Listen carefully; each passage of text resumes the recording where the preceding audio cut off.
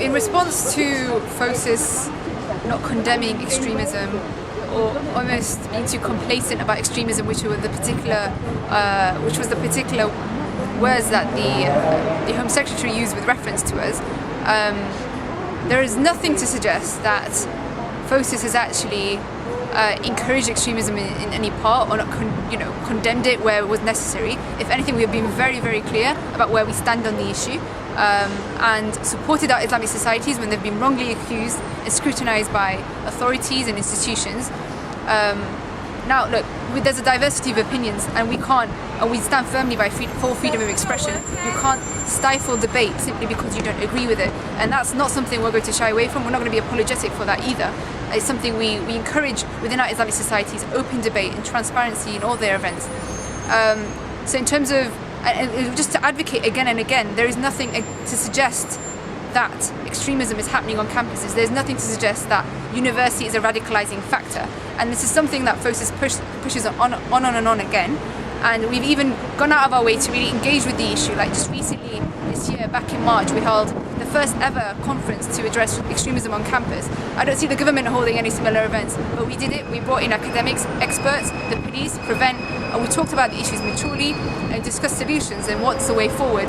And it was quite an the overwhelming response was there's not enough evidence here. And to hear that from all sides of the sector is very comforting to know. And it really demonstrates the need to explore this area, and it gives us the right direction in terms of moving forward. From our own experiences within FOSIS, the Federation of Student Islamic Societies, it has become apparent that some universities and some students' unions don't have very clear guidelines when it comes to looking at their speakers in terms of how controversial they are and so on. And this can work positively and can work negatively in terms of with regards to the freedom of expression debate. And in that sense, that's the reason why particular institutions have felt there's a need to fill this gap. Institutions such as Universities UK and the National Union of Students have particularly pursued this in terms of writing up their own guidelines. I think ensuring that the process is as transparent as possible is definitely important, as transparent and as thorough as possible, because ultimately that will only work in favour of those who are advocates of freedom of expression. However, to imply that there needs to be a change, or to put forward a perception that one of limitations, you don't want to give the impression that limits need to be put in place. It really should be the other way around. It should be really about transparency, ensuring that processes are fair and thorough, and that people are being consulted properly when a particular controversial issue does arise on campus. And that's something we definitely advocate. We've supported different institutions in putting their guidelines together with that in mind. So not about limitation, but really about ensuring the right processes in place, so to ensure that everybody has a fair right to speak and put forward their views, and ensuring that any speaker that is actually tarnished by these claims has a fair representation and essentially gives them a fair shot, essentially, without any assumptions being made based on hearsay or just general sensationalist media and articles or the right-wing groups. I feel that the particular focus by the media and right-wing groups on ISOC speakers in particular, on extremism, Islamism, is definitely sensationalised. It's really put a really harsh, strong spotlight on Muslim students, when that's ultimately undeserved. Just the Universities UK report recently, that was recently released, actually indicated that ISOC speakers weren't even at the top of the controversial issues that campuses in fact face. It's other issues such as ethical or environmental activists, which might actually, or animal rights, that actually are more prominent on campuses. Yet why do we find then that most of the focus is on Islamic speakers that come to campuses, ones that the Islamic societies invite, and all the negativity is only focused on them. Nothing positive is ever mentioned about Islamic societies. It's only mentioned through the proactive efforts of Muslim students on their own campuses.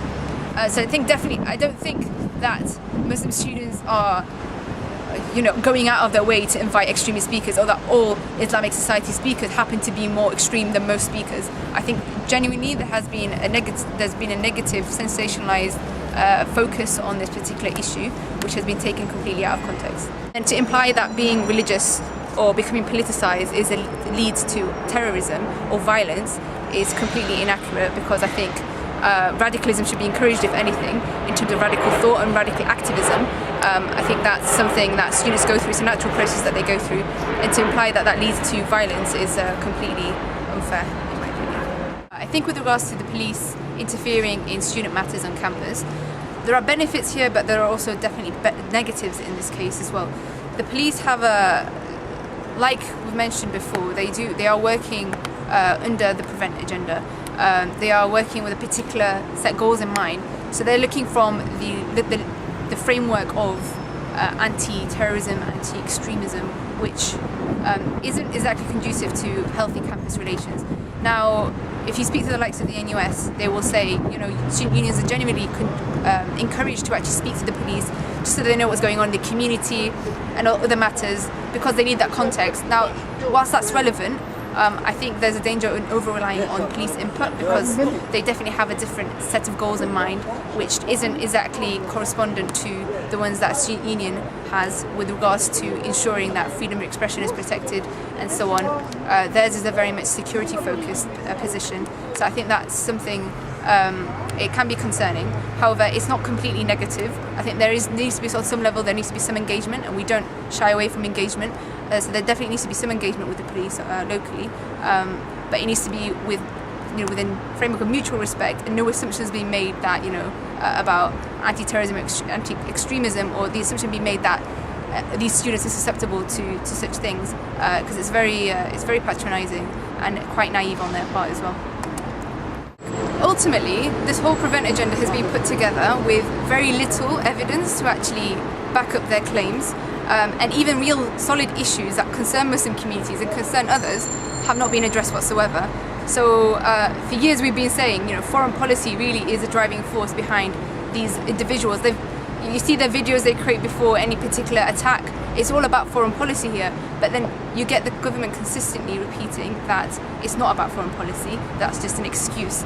There are deeper issues here that are more ideological.